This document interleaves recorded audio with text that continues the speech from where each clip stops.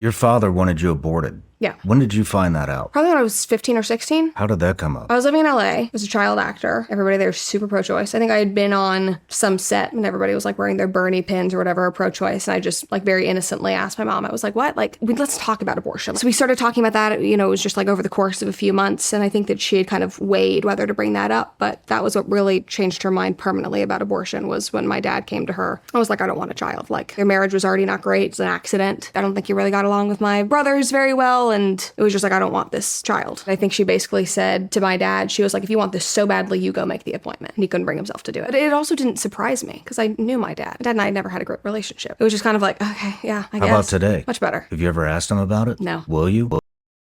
Yeah, there was one time when he was high on something, pretty sure it was meth, and was sitting on top of the rubble of a recently demolished house, saying that he was Jesus, when nobody could get him down. He's nowhere near the person that I grew up with. I don't know if he ever will be. There's a lot of him that's gone. He doesn't speak anymore. Sometime in the last 3 years, he stopped speaking. When he's out of the hospital and he has his phone, he will communicate through text or he'll write something in his notes app and show me. And this is the thing that's so infuriating, is our medical system basically sets people like my brother up to fail. And it's this endless cycle where, without his meds, he's a danger to society, but with the meds, they're debilitating. And he's so unhappy, so dehumanizing. Or he's like pinned down and injected. There isn't a place where he can go, like live safely in like a nice assisted living rehab, or like really shitty halfway houses or psych facilities where you can't leave, where you have no rights. And so I don't blame him for shutting down. You're put on these meds because you can't function without them, and you're given the crappiest food.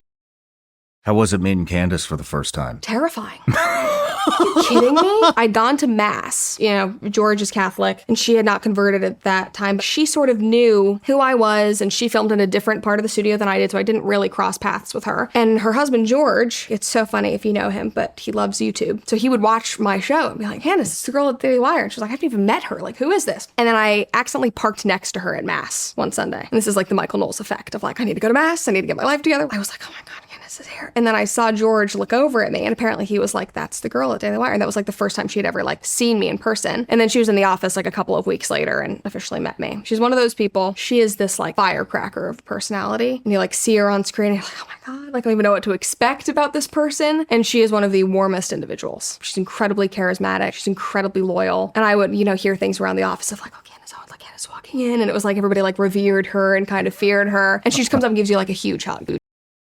When you left, your maid of honor, best friend, was it Reagan? Is that her name? Took over the comments section. How did that feel? Friendships are hard. Are you guys still friends? I would say so. Would you like to still be friends? Of course.